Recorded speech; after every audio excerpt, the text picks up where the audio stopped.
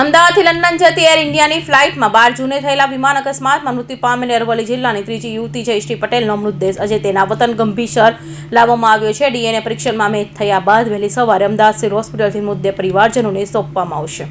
Ahmedabad plane ટેસ્ટમાં મૃત્યુ પામેલી જયશ્રી પટેલનો મૃતદેહ ખંભીસર સુરક્ષા બંદોબસ્ત સાથે લાવવામાં આવ્યો છે. ત્યારે મોટી સંખ્યામાં ગ્રામજનો એકત્રિત થયા હતા. સબવાહિની રાખેલા મૃતદેહ પર લોકોએ પુષ્પવર્ષા કરી શ્રદ્ધાંજલિ અર્પણ કરી હતી.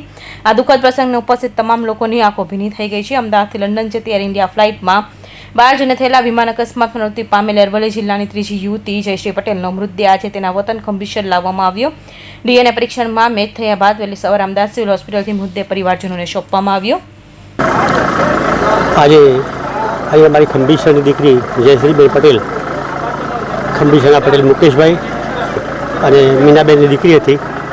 ખૂબ લાડવાળી દીકરી, એને ખૂબ લાડમાં રાખી અને મા બાપે ગરીબ પરિવાર હતો છતાં પણ ખૂબ સારી રીતે ઉછેરી હતી. એને સાયન્સ જ્યોમેટ્રિક સાયન્સ સુધી ભણાવી છે. નોકરી કરતી હતી.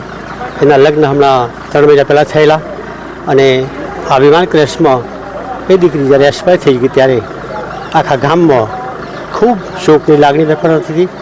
આખું ગામ એ દિવસે આખા ગામમાં કોઈ દિવસે ખાવાનું પણ બનાવ્યું નહોતું, એટલો શોક હતો.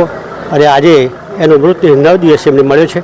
9 દિવસે મળ્યા પછી આજે અહીં ખંભીસર મુકામે લાવ્યા છે અને એની સાસરી ડુંગરવાળા થાય છે, તો આ ડુંગરવાળા મુકામે એને લઈ જવાની છે. અને આજે અમારા 7 ગામ આજુબાજુના પાટીદારો ગામ બધા ભેગા થઈ એકત્ર થઈ અને શોક શ્રદ્ધાંજલિ આપવા માટે મળ્યા છીએ.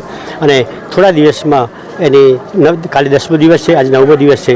થોડા દિવસમાં એને વિધિ અમે ચાલુ કરીશું, કારણ કે 9 દિવસે ડેડ બોડી મળી છે, એટલે અમે વધુ પડતું કશું કરી શકીએ એમ નથી. જયશ્રી પટેલને માત્ર 3 મહિના જ પહેલા લગ્ન થયા હતા. લગ્ન બાદ પ્રથમ વખત તે પોતાના પતિ પાસે લંડન જઈ રહી હતી. વિમાન દુર્ઘટનામાં અરવલ્લી જિલ્લાની 3 મહિલાનું મૃત્યુ થયું હતું.